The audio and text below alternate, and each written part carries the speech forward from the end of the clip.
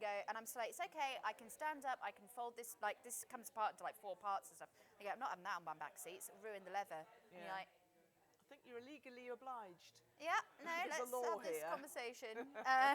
We have a law here, guys. Every time I hail a cab, I always say like, "Oh, I'm going to Oxford Circus." Is that Yeah. right? And they'll say yes. And last time I went in, I said, I always ask if it's okay. Yeah. Like, they said, well, no, it's sort of cabbie rules that You unless pick up, you're you can't. paralytic, we have to take you wherever you want to go. Yeah.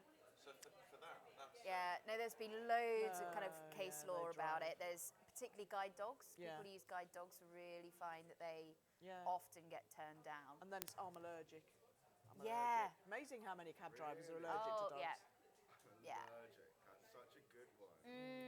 Can't have dog. I don't want dog hairs on my seats. Literally, it's just so frustrating. But yeah, so this is why I just literally have to drive everywhere now. So between that and the trains, it's bonkers. But We had this away day, so we're all disabled at even break, and one of us is blind, and so our COO was guiding him to the station where he had booked assistance. Yeah. So when she gets to because she also has a train to catch, but a different one. So she said to the guy at the thing, "Oh, we've booked assistance. Check, oh, 1, then 2. You'll have to take him down yourself." Check, So she check, had 1, to take 2. him, and she'd missed her train. It's just everyday things that people take for granted. You can't.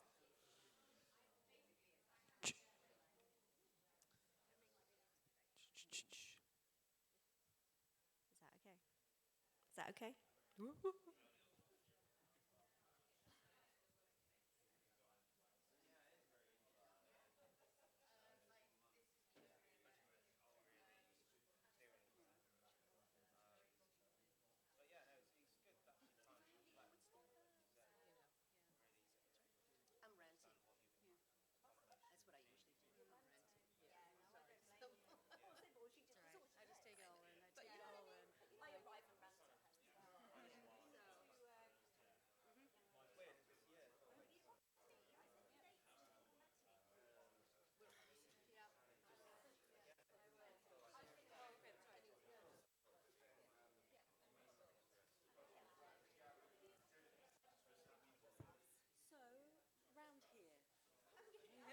So wherever you are, we'll just make it a comfortable. Yes.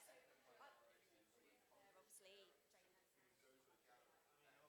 I'm not aware of anyone else who's requested an interpreter, but I don't know if you are covering the room. You're gonna.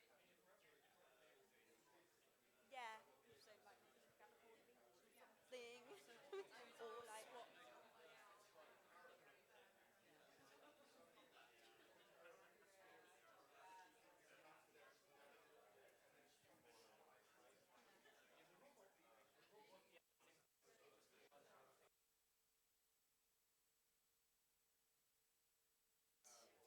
Oh, last minute arrivals. This is good.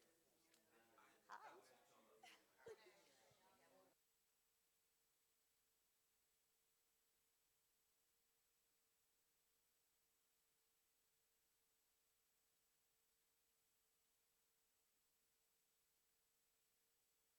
Hiya.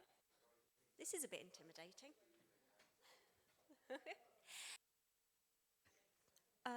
Boring housekeeping stuff first. We've got no fire alarms planned for today, so to go out, I'm cutting in and out here, it's a bit weird. Go straight out the front door, basically the way that you came in, and loiter until someone tells us it's safe to come back in again. So, International Day of People with Disabilities 2023. Hasn't that come round quick? It's been an incredible year. For those of you who are AbilityRE members, we're really grateful for your support. It's been fantastic.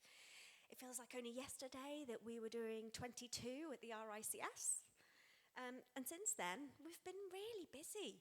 So we've been doing, we had a roundtable discussion in January at Gerald Eve. In February, we did supporting neurodiversity in the workplace at Jones Lang LaSalle. In April, we did a roundtable discussion on barriers at KinUps. And we also had an adjustments webinar from Microlink.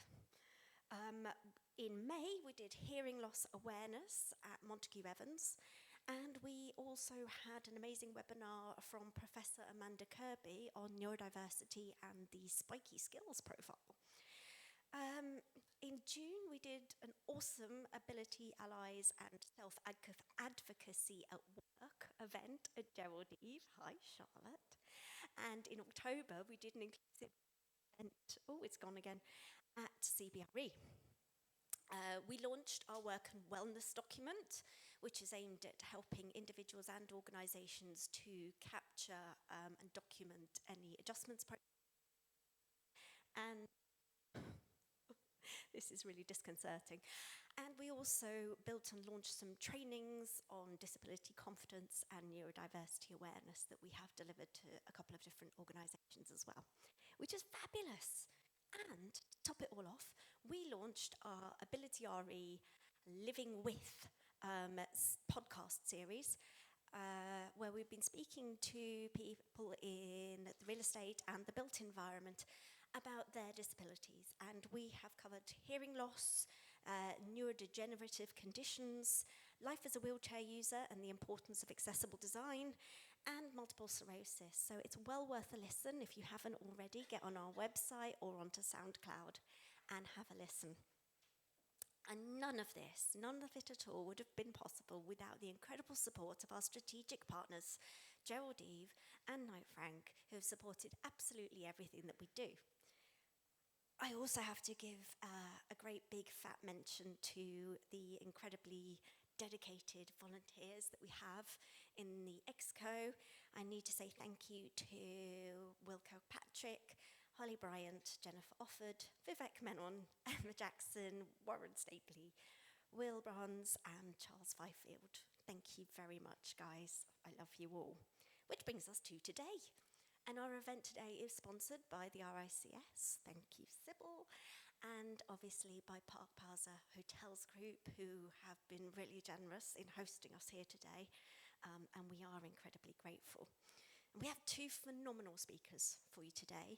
We have Jane Hatton and Dr. Hannah Barham-Brown. You're going to hear from both of them, and then there will be an opportunity to ask questions after each one's, and please do, because I want every single person to leave here today empowered to drive significant and sustainable change within their own organisations. So please do. So, first, we have Jane Hatton, who is a disabled social entrepreneur, TEDx speaker and author.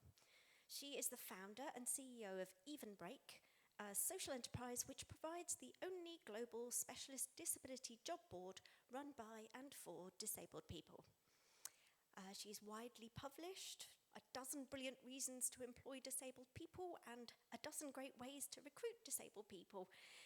She's on the executive board of the Recruitment Industry, a disability initiative, and a trustee of Action on Disability and Development International. She's also Shaw Trust champion, Power 100, TEDx lady of genius. So, no pressure there, Jane. If you'd like to come up, that would be marvellous.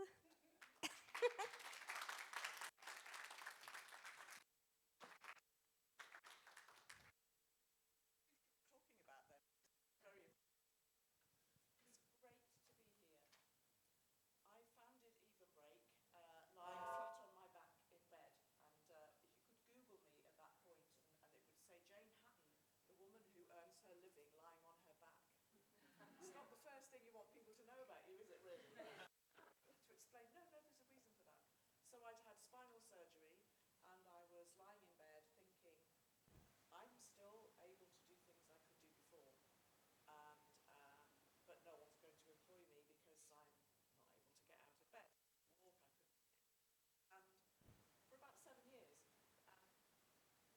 I founded Even Break, which is a job board just for disabled people who are looking for new or better work, and just for employers who are enlightened enough to see it as a pool of talent rather than a source of problems.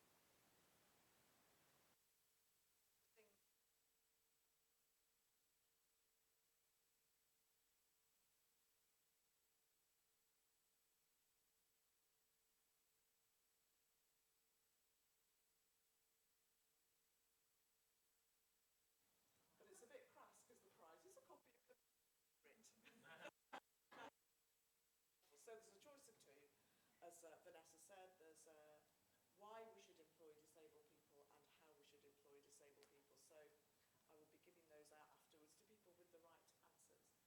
So you can imagine we talk to a lot of employers about employing disabled people. And if I say to an employer, what are you doing about diversity? If I'd have said that 20 years ago, there'd have been diversity. We're a business. Why would we be interested in diversity? Things have changed, thankfully, over the years.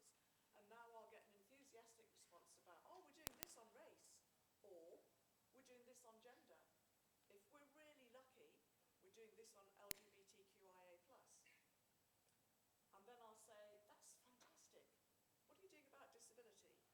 And the whole tone of voice changes, and it goes, oh, oh yeah, poor people. We really should be giving them a chance. And I kind of interrupt and say, oh, actually, we're not talking about pity here. We're talking about talent. So I'm going to ask you, how would you benefit in your organisation if you were to employ more disabled people than you do now? Don't forget there's a prize.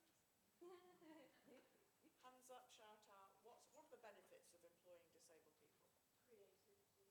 Creativity, yeah. So you have to be creative. Talking just now about the barriers that disabled people face, and they are hilarious, some of them. But you have to have creative minds to be able to, okay, I can't do what people do. I'm going to have to do it differently. I'm going to have that.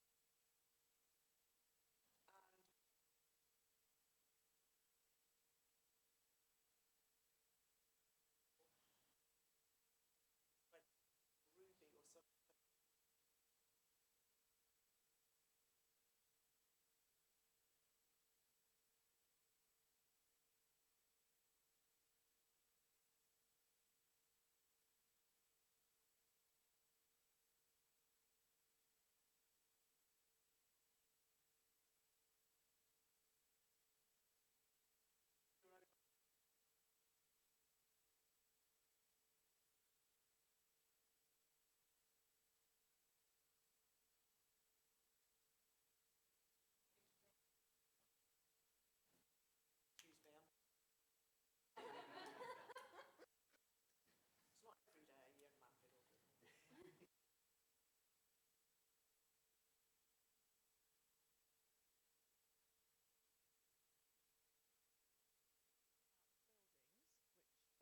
it's not every day a young man fiddle. Then buildings need to be accessible to everybody. And what often happens is people will make the decision about whether, oh, I've gone all echoey now,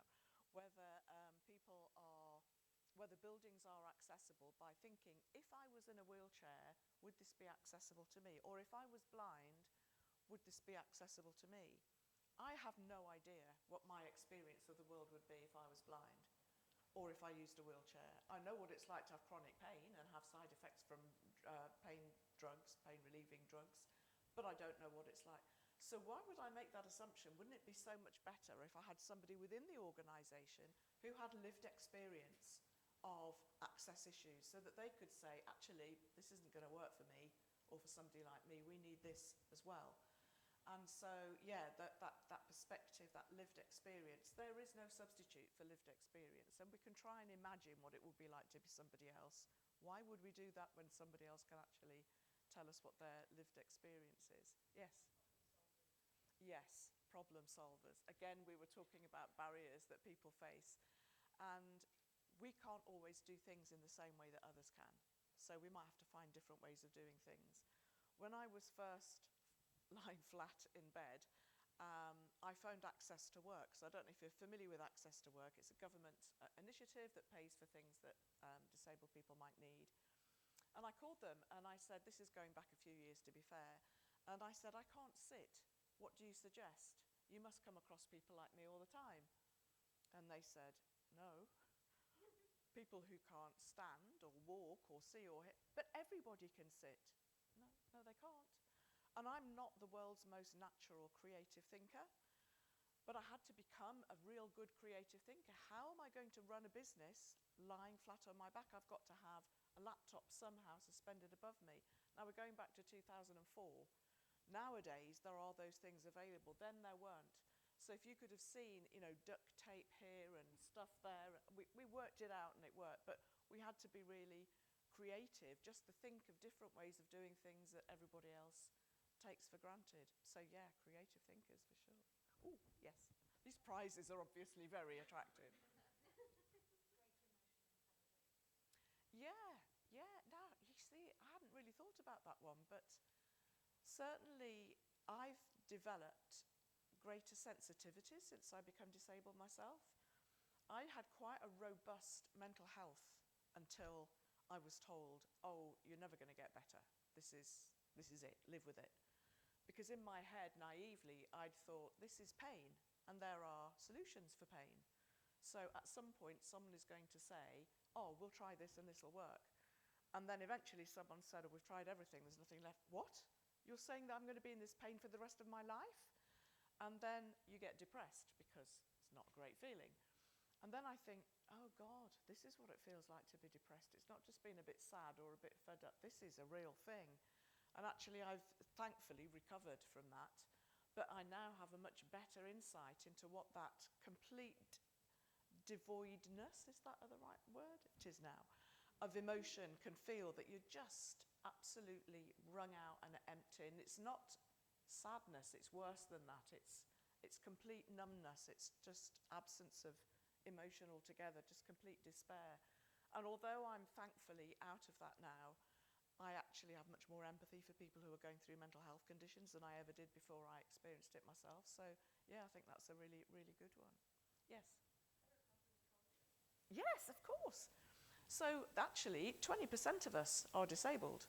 So there are going to be people within the organisation who either are disabled and haven't mentioned it, are disabled and don't consider themselves to be disabled. You know, we have candidates who say, I'm autistic, I'm not disabled. But actually, if we look at what we call the social model of disability, which is that we are disabled by the barriers we face, not by our own conditions, we're not designed for people with autism. So actually, they are disabled. And yeah, so everybody gains. And that's the same with every field of diversity, isn't it? You know, if we just have men, or we just have women, or we just have white people, or we just have straight people, we're missing out on that culture of the richness that diversity brings with it as well. So yes, a much more inclusive, accepting, open culture generally. Yes? I mean, this concept has been covered a couple of times indirectly, but perseverance is a big one. Yeah. When you're living with disability, doing normal things is twice, 5, 10 times harder. So you take that into the workplace. I think employers really value someone that can actually keep Yeah. going and get around problems. But that also points to what you said about problem solving. But it's a similar thing, isn't it? It's that not giving up. Yeah, absolutely. And I think that's what we have to do, you know, as disabled people is, okay, so I can't do it that way. Let's try it this way. And that doesn't work. Oh, I can't do it that way either. Let's try it this way. And you have to keep trying. Otherwise, you would never do anything. And what I love about the team at Even Break is that there's no problem too big. And if somebody can't solve it, somebody else can. And people will just keep going at it until they say, right, well, let's try this, let's try this, let's try this. And it becomes, because it's what you do every day, it's what you bring into the workplace with you. Yeah, absolutely. Any others? Yeah. More reflective of your customer base. Absolutely, yeah. So people use buildings, and people are diverse. So if you're reflective of the people who are going to use the buildings that you're either designing or in charge of or managing, then you're going to be much more aware of what those accessibility needs might be, and if you're reflective. And it isn't just people in wheelchairs. You know, when we think about disability, we tend to think about wheelchair users, and they're a very important part of the population, obviously, but actually it may be somebody with autism, it may be somebody with sight loss, it may be somebody with mobility issues that does walk. And so we have to think about all of those things. And if we've got a diverse range of people within our organisation, we have that lived experience about what we need to be thinking about. I can remember my mother went to a venue and she'd phoned up in advance and said, is it accessible? I'm disabled. And they said, oh yes, it's perfectly accessible. But she used a walker, you know, with wheels on. And so there was a accessible parking space, that was fine. But then when she went to go into the building, there was a ramp, but it was like Mount Eiger. So to go up the ramp, she had to have the strength of Hercules to push the thing ahead of her. And coming down the ramp, she was kind of horizontal behind it, you know, as it ran away with her. And when she got into the building, she was on the first floor and there was a lift, which is fine. She said, oh, where are the toilets? Oh, they're in between the first and second floor. Oh, how do I get there? Oh, it's all right, there's a wheelchair lift. Yeah, but I'm not using a wheelchair. So they had to get the caretaker to stand her on the wheelchair and hold her on the way down to the toilet, wait outside for her, and then hold her on the thing and go. So the building was accessible to somebody who used a wheelchair, but it wasn't accessible to her. So actually, the question shouldn't be when someone says, is this building accessible? The question needs to be, what are the barriers that you might face? Because it might be nothing to do with ramps, it might be to do with signage, or it might be to do with the height of the desk, or, you know, all sorts of different things. Too many flashing lights might be difficult for someone with autism, for example. But yes, if we have that lived experience inside, then that works for everybody. This is great. Any others? What I was just going to say, it's not from a lived experience, you say that's really important. I think diversity is good for business, and we have to work where it's in leadership. I think they've said about work culture. Yeah.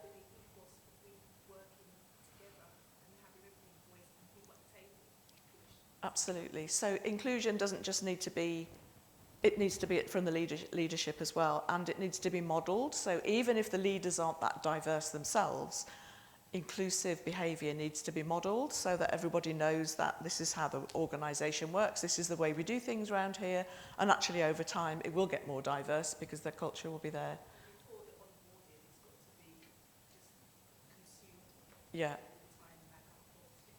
Absolutely, absolutely. So it's not also just about recruitment, although that's a bit I'm interested in. It's also about how do you retain that talent once you've got it. So you could have all of the diverse people in the world coming through the door, but it might be a revolving door if they don't feel that they belong or that they're valued or that they're supported once they're in that organisation. And we've seen organisation where that's happened. I'm sure I'm up to my 20 minutes, but I just wanted to ask another question, which is, so we've established, I think, I hope, that disabled candidates are actually premium candidates because they have the same diversity of skills and qualities and talents as everybody else, plus all of those that we've had to learn to navigate around those disabling barriers that we face every day. So why, if that's the case, if disabled candidates bring even more with them than non-disabled candidates, why is there such a big disability employment gap? Why aren't we snatching the hands off these people, you know, and getting them into our organisations? Why is it so hard for disabled people to get jobs? Yeah. I found the biggest thing is unwillful ignorance. Yeah. We just don't know this is the case. Yeah, and we don't know what we don't know, do we? We did some research a few years ago asking disabled people, what's the biggest barrier you face when you're looking for work? What do you think it was? Assumptions, that was one of them, wasn't the biggest. Yeah. Interviews, that was another one, but it wasn't the biggest. Mentoring was, yeah, or lack of was one of the barriers, yeah. Confidence in themselves, yeah, for sure. Job descriptions, all of those were included, but the biggest, by far, 86% of the 770 disabled job seekers who were asked the question, we don't know which employers to trust. Because every employer these days says, we are an equal opportunities employer, we are an inclusive employer. But actually the lived experience of most disabled candidates is, no you're not when it comes to disability. So they don't know which employers are even safe to apply to. So as employers, what we have to do is work extra hard to make it really clear to disabled candidates, you will be welcome here. If you've got the talents that we need, you will be welcome here. It's worth you applying. So my final message to you would be, A, look to disabled candidates to fill the skills gaps that you're facing. And the second one would be make sure that disabled candidates know that they would be welcome in your organisations. Lots of ways you can do that. I'm bound to plug Even Break, you know, specialist disability job board, Candidate Safe. We can see that an employer has paid to advertise on a job board that's just for disabled people. That's a really powerful demonstration of their commitment. But there are lots of other ways. You can share stories, success stories of disabled people who work with you now, how they feel that they're flourishing, that they're thriving, all of those kinds of things. And don't forget intersectionality, because disability doesn't discriminate. You can be black or brown or white or gay or straight or old or young or rich or poor and still be disabled. So it's not just that we are in one box. We're not box-shaped, we're people-shaped. So don't forget that there's the whole intersectional thing as well. So for those who've answered questions, come over to me afterwards and I'll be able to give you a book. Any questions for me? Yeah. Do you do any workshops for, you know, school leavers? Yes, we do. One of the biggest cliff edges that disabled young people face is when they leave school. So they're protected, and then, oh, you're 24 now, or you're 18 now, or whatever it is, you're on your own. And often they don't know what they don't know, and the teachers aren't always, you know, they don't always know what's available out there. So yes, we do. It's very important, I think, that young people know very early on that they are premium candidates and that they should be aware of that. Yeah. And you talk about working with employers, but how do you reach disabled people to let them know that jobs are there? How do they know that they're even right? Yeah, so that's where we excel, really. So we work in partnership with lots of other organisations, so DWP, with universities, with colleges, with charities, with other social enterprises. We had, I was talking earlier on, we had an advert on Channel 4 over the summer, which was great. We sponsored the Paralympians. There was a morph trail, those of you who live in London, we sponsored one of the morphs. So we find lots and lots of different ways, because obviously disabled people are incredibly diverse. We don't all read the same journal or go to the same website. So we have a whole multifaceted way. And because we're all disabled, then candidates have confidence in us, because we have the lived experience of the barriers that they face. So that's what we're good at. Yes. Quick wins for people here today to take back to those organisations and drive some change. Yeah, so a number of things, I would think. One is on your job adverts, put something very positive about diversity, not just, you know, we welcome applicants from all backgrounds, blah, blah, blah, blah, which everybody's seen doesn't mean anything. Something fairly near the top that says we really want diverse candidates because it benefits our organisation in these ways, so that people can say, oh, actually they do want us. So that's one. Another one is also on the adverts. Sometimes it will say, if we're lucky, are you disabled? Yes, no. If so, do you need adjustments? That's a little bit off-putting sometimes, or why are you asking that question? But what you can put in adverts and job descriptions, and it costs nothing to do, is something that says something like, we want all of our candidates to shine in this process. Please tell us what you need to perform at your best in our recruitment process. So it doesn't look like minimum legislation compliance, it looks warm and welcoming. And actually, even to people who don't need adjustments, it still gives them a very good, you know, so just that paragraph on your advert is a winner. Talk on social media about anything that you're doing around inclusion. So whether it's promoting diverse people within the organisation, or maybe you're doing a day for pride or whatever it is, really shout about it so that candidates can see, oh, this organisation's keen on inclusion, maybe that's somewhere I'll go. So, you know, be loud and proud about anything that you're doing well in the diversity and inclusion space. Make sure everybody knows that you are really welcoming of diverse talent and what you offer. Because don't remember, a job advert is not just advertising the job, it's advertising your organisation as an organisation that people should and might want to work for. So, you know, really go for it and let people know that you are open for diverse talent. Thanks, Vanessa. Yes? Hi. Just a question. How do you feel that you remove this stigma attached to disabilities, but more importantly, hidden disabilities? Yeah. So they can put themselves forward. Yeah, for me, it's two things. One thing, it's about role models. So one thing that worked really well in an organisation we were working with, it was one of the senior partners decided to be open about his mental health issues, and he said, to the, in an away day or whatever they were having, he said, oh yes, I've had mental health. He didn't go into details, but he said I was hospitalised for a few months, so clearly it was a serious one. And from that moment on, everybody else felt, oh, actually it's okay for me to say to my manager I'm struggling, because he's open about his mental health condition, and he's all the way up there, so it's okay for me to. So I think role models is one, but also persuading people that instead of going to an employer and saying, oh, I'm really sorry, I'm disabled, it means I'm going to need these adjustments and I'm really sorry, we should be going to employers saying, hi, yeah, I've applied for this job, obviously I've got all the requirements you need, otherwise I wouldn't apply, but also I have whatever the condition might be, and talk about it in a really positive way. So this means that, for someone who's blind, for example, I'm really good at hearing the nuances when people are talking. Or for someone who is deaf, our COO is brilliant at seeing body language that I would never notice.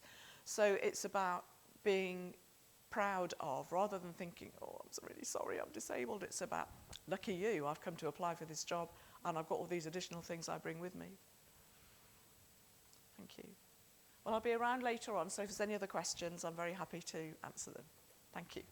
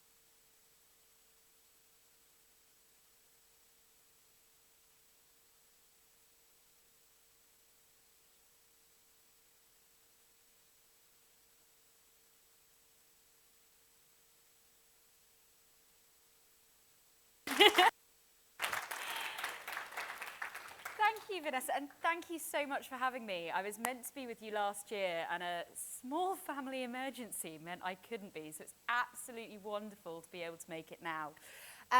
So for anyone who might benefit, a quick visual descriptor. I'm a white woman with red glasses, short curly red hair. I'm sitting in a very fancy power chair with pink panels on the side, and there is a serious risk I may get overexcited and roll off the stage. Don't panic, it'll be fine. Vanessa's looking terrified right now. So if anyone needs to pop in and out, stim, whatever it is, very, very comfortable, do what you need. So I should probably start with a quick admission. I turned up to my first real estate gig in Amsterdam, which is where I met Vanessa, as a speaker, and I had very little clue what real estate was. And I was frankly a bit baffled to be asked, because honestly, what on earth, so was Siri, because honestly, what on earth did real estate have to do with me? But you'll be pleased to hear this is now my third real estate gig, and I like to think I'm a bit of a dab hand now, so I'm extra excited to join you. But finding myself in unexpected situations has kind of become a bit of a habit. So I spend my life challenging people's perceptions and expectations, whether I like it or not. When people walk into my clinical room in Leeds, they don't expect to walk into a room that's full of rainbows, with a bookshelf with titles like The Vagina Bible and Queer Sex on the shelf. They're pretty perplexed by my brightly coloured boiler suits and my rainbow Converse. But let's face it, the thing that really throws them is that I'm a doctor and I'm a wheelchair user. It's probably quite a good thing that you can't visibly see my ADHD diagnosis, or it would take me even longer to persuade them that there isn't already a patient in the room. The bird in the wheelchair is your physician. Now, yesterday, I ended up in quite a few of the papers with the amazing charity Leonard Cheshire, who investigated disability in a range of professions, and they found that disabled people were more likely to be represented in lower income professions which have less opportunity to work from home, which may make a few of the recent government edicts a little bit tricky. Awkward. One of the professions with the lowest representation of disabled people was general practice, with only 5% of us divulging that we have a disability. And I wish I could say I was surprised by this, but I'm really not. Because there aren't many doctors in wheelchairs, full stop. And I've become a bit of a novelty wherever I go. And you know what? It's bloody exhausting. Because sometimes I don't want the well-intentioned comments or the double takes as I wheel in. And I've got to be honest, sometimes my patients have had mixed responses to a disabled doctor, and my colleagues have not always been the most welcoming when I roll in and introduce myself. But I struggle to see why I am such a surprise. Because in the UK alone, there are 14.6 million disabled people, and around the world, it's estimated that around 1 billion of us are living with some form of disability. So that's 1 in 4, 1 in 5 of us. But the disability employment gap, as we've heard, in the UK, that stands at 29%. So that's the gap between the percentage of non-disabled people in employment versus those with disabilities. So really, when that's the situation I find myself in every single day, talking to a room full of people in a profession I didn't know existed 2 years ago really isn't that controversial. In fact, I think my being here is probably quite important, because I never meant to be some kind of poster girl for wonky doctors. Though, honestly, I'm a bit surprised the NHS hasn't cottoned on to how much faster I move around a hospital and given everybody a chair in some kind of new efficiency drive, because I swear most of my colleagues are very jealous, and not just because I'm the only one able to park. Now, I started medical school as a pretty rubbish but quite enthusiastic runner at the age of 25. I'd already completed 2 bachelor's degrees, and I'd finally decided, in true ADHD style, that medicine was where I was going to be. I had the grand total of 0 science A-levels, still have, and I'd somehow talked myself onto a course that I figured was probably going to be quite tricky, but I'd somehow make it work. However, I didn't factor in my undiagnosed ADHD, or that I would end up graduating in a wheelchair. Now, when I started medical school, as I say, very keen runner, but in my penultimate year, my younger brother Gareth died. And I decided the way I was going to try and process this in that very unhealthy medical way, I went straight back to work, but I was going to run a half marathon for the British Heart Foundation. Now, you don't need medical tips from me, but if you start running and your kneecaps start dislocating behind your leg, please stop running. You'd think it was common sense, and yet I was quite stupid and kept going. And it turns out that whilst every medical student is a massive hypochondriac, right? Every week we diagnose ourselves with something rare and exciting. It's just what you do. I was the one that got it right. So I had a lovely rheumatology lecturer who was examining me one day, and she went, "Oh, Hannah, you're very bendy." I was like, "Thank you." Did ballet for 15 years. And she's like, "Do you have any joint problems?" I was like, "Well, yeah, actually, I've just run this half marathon, and I've just ordered my first walking stick. My GP doesn't know what to do with me anymore." And she's like, I think you need to see a colleague of mine. And I turned up to this appointment saying, "I think I have Ehlers-Danlos syndrome." And I nailed it, baby. So I have something called Ehlers-Danlos syndrome, which is a collagen disorder. And collagen makes up the tendons, the skin, the gut, the eyes, the blood vessels, basically everything that holds you together. Mine is super stretchy. And having completed that half marathon and got my diagnosis, more and more joints decided to join the party. And that diagnosis changed everything for me. My whole identity shifted within me at a time when I was still trying to recover from the loss of my brother. And I would catch my reflection in shop windows and not immediately recognize that woman with the stick who was looking back at me. And I found that when I'm in my chair, I'm a few foot shorter than everybody else. And so it's actually really hard for me to sidle into conversations. I live in abject fear of rolling over people's toes. And I really struggle to hear people when they're a couple of foot above me, which isn't helped with an auditory processing disorder, because ADHD. And I was really bloody angry about it. I was livid I was disabled. I mean, I didn't like running when I did it, but suddenly, every time I saw somebody else going out for a jog, I was so cheesed off that I couldn't do that. And I was so angry at my body.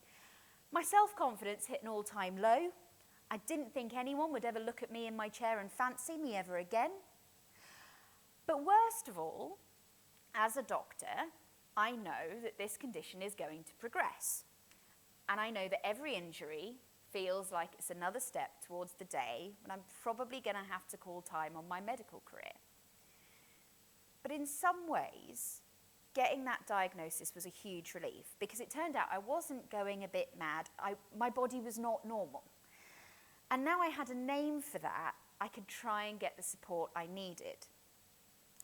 But I've learnt that work is not always a place that I can expect to be welcomed or valued. And that's if I can get into the building in the first place. I went quite quickly from running the Great North Run to having friends and family crowdfunding my wheelchair, which is a necessity that still horrifies me. And the latest data from the Wheelchair Alliance, which was funded by the Motability Foundation, shows how important the right wheelchair is. We know now that the annual benefits of appropriate wheelchair provision for working age adults are £15,200 per person per year. Now, my manual chair only cost £2,500, but that was a sum I couldn't find as a medical student. And yet that chair was what enabled me to become a doctor, having spent 4 years going through that degree. And that first crowdfunding campaign, that feeling of being a charity case, having previously been raising money for other people, really kick-started my activism. So I kind of crash-landed, quite literally, into the disabled community by having to fight for the most basic provisions and equipment that I needed to do my job. Now, I knew that I got my chair because people's attention was caught by the young, white, cis, female doctor who just wanted to save lives. I do genuinely want to save lives. That's a big part of the job description. But our worth as disabled people and our very mobility should not be reliant on how palatable we are on a GoFundMe page. I had to recognise that there is a lot of power of having the word doctor in front of my name. Because as disabled people, we are so often left out of conversations, even conversations that are meant to be about us. But suddenly, having that title really opened doors. And the media also really wanted in on the whole disabled doctor shtick, help them hit their diversity quotas. And I could use that power to try and shine a light on the many issues that my community face, from transport to health to accessible spaces. And initially, I focused on the health bit, because doctor, and I still do to some extent. But life's had some fun twists and turns along the way, so I can now go from trying to tackle making cervical screening accessible for the 125,000 hoist-dependent wheelchair users in the UK who may need it, to having frank conversations with cabinet ministers, which they're still recovering from, about the need for level boarding at stations if you really want to increase employment opportunities for disabled people. We need to be able to get to the jobs. Now, being on the inside is incredibly powerful because I know how health works. I understand the bureaucracies and the priorities held by all the different people involved, and I can use that knowledge for the benefit of my community. Now, a few years ago, the Design Council asked me to become one of their experts, and I still have to use that in massive inverted commas, because I can barely work a pencil. So the idea of being asked to be a design expert was somewhat ludicrous to me. But then I started attending events with all these wonderful designers who wanted to do the right and inclusive thing.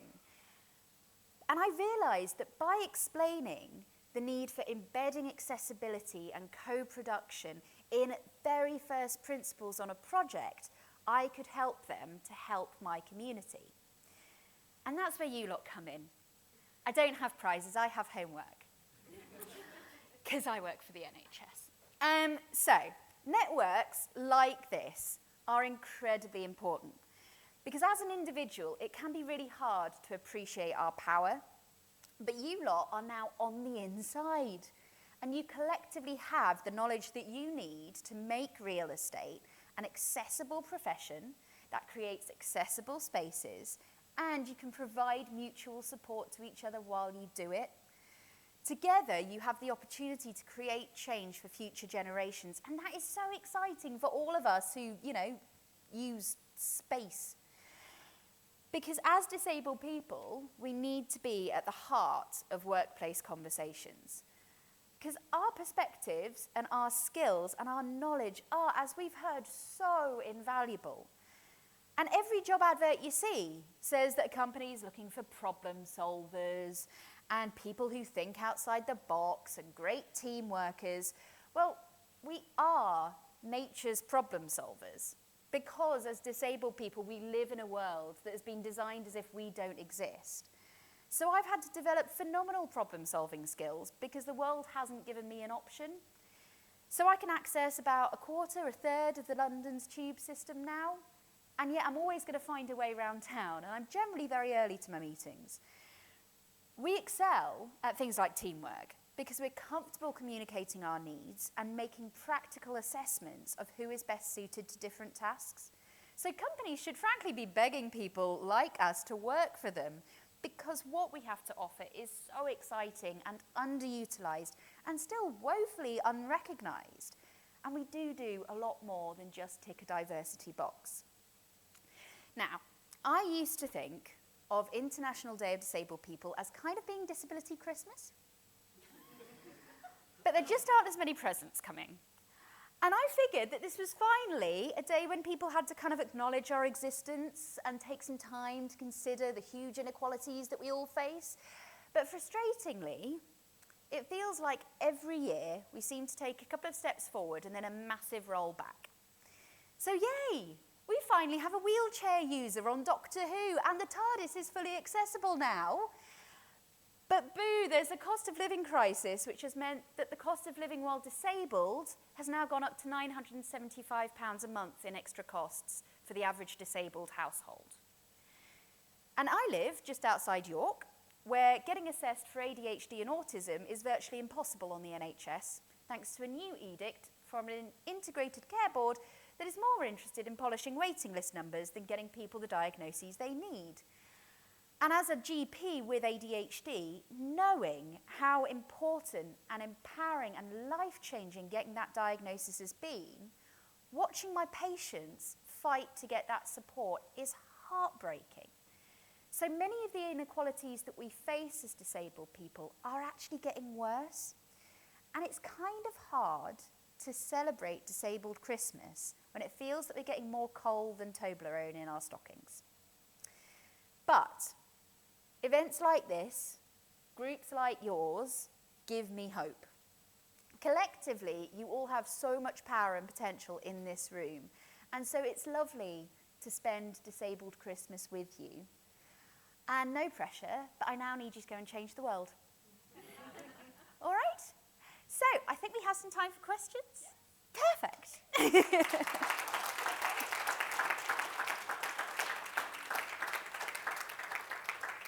Fabulous. Hit me. I don't have prizes. Got business cards. Decidedly less exciting.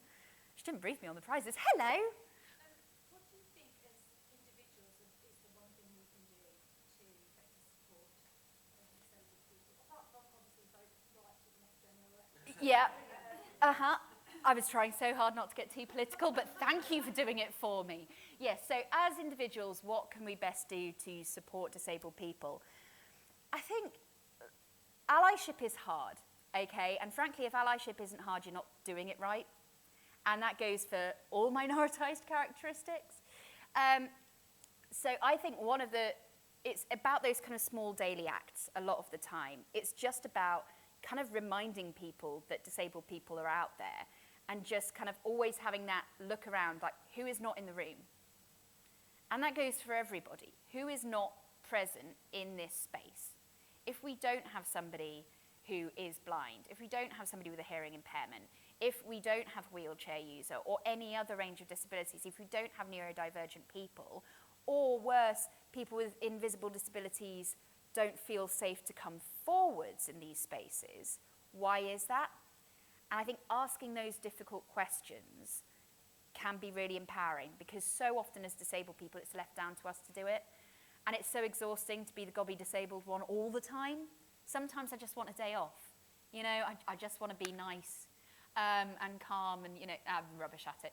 But, but I think being there and asking those awkward questions for us sometimes can be the most helpful thing. Just having that, you know, thought of, where are the disabled voices in this room? Are we discussing a group of people who are not present? And if so, what gives us the right and the privilege to do that? Please ask those questions for us. Hello, yes? Hi, I was going to ask that question around allyship, so can I have another one now? Cracking, go for it. Can you speak to the importance actually of language? Yes. Simply because you might hear an accent. You know, but there's a whole issue around, are you disabled? Do you live with a disability? And that's part of allyship as well, in Yeah. terms of how to get things right and really work with what people need to hear. Yeah, so I have the really awkward answer that there is often no right answer, because as disabled people, we're not a homogenous group. When there are 14.6 million of us, we're not going to agree on things all the time. There are some disabled people I don't actually get on with. It's really awkward. Makes Christmas drinkies very tricky. And so I think often it's about, like, speaking to the individual in front of you and asking what language they prefer. So, for example, I consider myself neurodivergent. I wouldn't say I'm neurodiverse, and like language like that. But other people don't. Some people say, who are wheelchair users I've met, will not consider themselves disabled. And they don't like the use of that language. So a lot of the time it's just checking in, going, this is the language I was going to use, is that okay with you? And just asking that in itself is really important, because it makes us feel like you're considering our views as opposed to making assumptions. Because, you know, to assume makes an ass of you and me. So it is tricky, and you're never always going to get it right. And I think it's about having the grace and the humility to go, you know what, that's cool. You do you. I'm sorry I didn't get that right for you. Let me try and make sure that for you I do this better in the future. Yeah, there are. And this is a really great example of, isn't it? So we have International Day of People with Disabilities, International Day of the Disabled Person, International Day of Disabled People, because we all say different things. I do not consider myself a person with a disability. I'm a disabled person, and I'm cool with that. But if somebody calls me a person with a disability, I'm not going to lose any sleep over it. There are bigger things to get my necks in a twist about, not being able to get into the building in the first place. So I think it's just about kind of opening those conversations and allowing us to feel safe to express that is far more important than the language itself a lot of the time, which I appreciate is never the straight answer people want to that question, but I think it's important just to recognise the importance of those conversations. I think you had your hand up. Yes. What policy changes do you want to see in the near term by whatever government comes next year? The top one. Oh! The top policy change I would like to see from the next government. Oh, you're saying this as if I haven't written a list that's like, so I'm actually currently writing a book which is creating a disability manifesto, which is why I'm finding this so hard. But I think the top one that's kind of most relevant today and that's playing on my mind a lot with a lot of the current dialogue that's going on around disability is that I don't want a person's worth to be decided on their ability to work and or how they work. And that scares me. The narrative we're seeing of if you're not working, you're not worthy is a terrifying one. So I think, get rid of capitalism.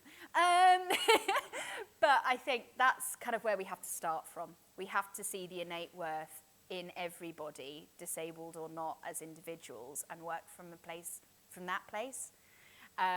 So yeah, that's where I would start, and that would be the basis of it. But give me a year and I'll have a whole book. Cracking, thank you. I'll send Vanessa a link. Right, do we have... hello, yes, and then I've spotted you over there as well. Very good talk. Thank you. What is the one question that you get asked time and time and time again? Oh, it depends on the context. A lot of the time it's literally, can you have sex? Which is particularly hilarious because my specialist interest as a doctor is in sex. So I actually get to ask that question. Nobody else does. But that's quite a remarkably common one. I think a lot of the time it is things around can you work? Do you work? Or, of course, you don't work, do you? So a lot of the time it's not even that it's a question, it's an assumption framed with a question mark on the end, which is the ones that particularly bother me. But yeah, often it's weirdly about my sex life. There is a very strange fetishization that goes around disabled people, or literally it's a can you work? Because as a society we're obsessed with people's worth based on their work. So it would be one of those two. I wish I could say that people don't ask me the sex question in the workplace, but they really do. Okay, over here. Bearing in mind this is sort of real estate generally, is with disabilities, or those with disabilities, however way you want to frame it, typically go into the public sector rather than private, work in charities, work for universities and things like that. There seems obviously a view that they're more accepting, more accessible and things like that, but we're very much corporate, Yep. capitalistic industry by nature. I still love you. How do we encourage more people to get into sort of our industries? Because there's an argument to say that we need more influence, we need more representation, and these corporate entities have a lot of power, especially with sort of government and shaping policy and sort of corporate culture. Yeah. So what, in your view, needs to happen to encourage more people into these professions?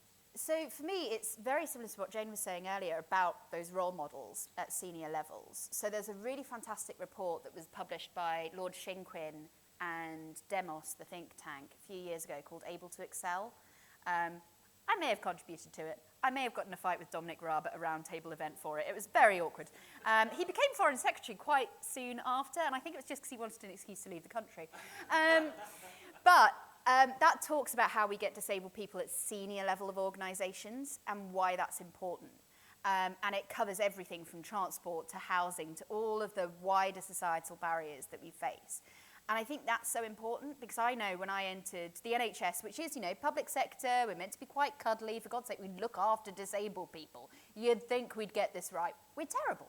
We are terrible at employing disabled people. And I spend most of my life, it seems, supporting people in legal battles against the NHS. It's really quite awkward. I'm never going to end up as CEO of a hospital trust. No, that would be quite nice. Anyway, but I think having that representation, when I qualified, I didn't know that any other doctors in wheelchairs existed. I literally had no idea. And none of my employers had any idea. And we all had to almost literally reinvent the wheel to make that work. And so many people just kind of went, yeah, you just can't. And I can, and actually I'm faster down the corridors than anyone else, which means I'm the first one at the crash call, which is really bloody awkward because I dislocate my shoulder doing CPR, but I'll give it a good go. But I think having that representation would have been everything to me at that stage, because I so nearly gave up and went, nobody else has done it, so I can't. And I think that adage of you cannot be what you cannot see is, you know, somewhat ableist, but it's a really important message, and we need to have that. So I think, really, we need to be looking at the industry as it is and going, right, who's there, who's disabled, who is not represented in the top rooms, and why? And it comes back to asking those difficult questions. And sitting with that discomfort and going, right, we're here now, what are we going to do about it? But I think we all get scared of discomfort. And that's a whole different thesis around disability. But yeah, yes. Cracking, respond away, I love it. I think it needs to be grassroots as well, at grassroots. That's really going to be a drive to get the inclusive message across. So you can be thinking of corporate working together with grassroots schools and workplaces, receiving great engagement to support that inclusivity in the workplace. I think, yeah, that grassroots thing is really, really key. For me, you know, I'm an ex-trade unionist. I spent far too many years on picket lines for the junior doctors. Still do. You know, I get quite cold, but I'm all right. I've got a seat.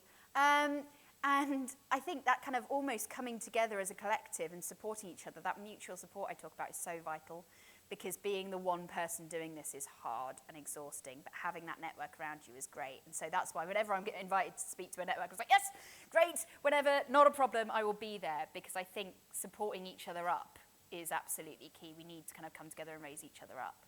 That's what really matters, and that's what they don't expect. That's how we get them. Is that time? Do we have time for one more? Yeah, hello. We're doing some work as a company to look at public health places, no legislation currently, and like I said, which I think this is really important. I know obviously that disability exists for every disabled person, but mentioned in public spaces, so one might be a bugbear in public spaces, basically for an example. One real bugbear around public spaces for disability, it's about actually having safe spaces in public spaces. So I live up in just outside Leeds, and I've had multiple situations where, you know, my train's been cancelled to my rural village late at night, and they've kind of parked me in a corner in poorly lit areas on the night of a football match. I've been assaulted, I've had people try and sit on my lap, I've had all sorts of things happen to me. And just because I can physically get around doesn't mean I'm safe in that space. And people tend to not think about this in an intersectional perspective. They don't think about the fact that, you know, as a woman, I'm far more at risk of, you know, violence, frankly. And so I think considering that alongside it, it's not just about getting to A to B. It's going, right, when problems hit, when something goes wrong, where do I go? Am I safe? Are people aware I'm there? And that's the thing that terrifies me about using public spaces, is where do I go if there's a problem? And nobody ever seems to problem solve, really. It's kind of like, can we get you in? Can we get you out? Oh, crap, there's a fire alarm at 4 in the morning. We're just going to leave you to burn to death in this very large hotel. Not this one. This one was lovely. There are some chains I cannot go to anymore. So yeah, it's thinking about the problems in advance rather than just the standard get in, get out. That kind of extra level of thought, I think, is the biggest issue. She said, trying to sum up a huge challenge in one sentence, but yeah. Okay. We done? There we go. They've heard there's coffee to get to, so. Yeah, there's coffee to get to. So I haven't got my phone at work, but thank you ever so much for coming, and thank you ever so much for coming, and thank you ever so much for coming. And if you can, please do linger. And are you able to? I can linger for a wee bit before my next meeting, So not a if you have problem. any questions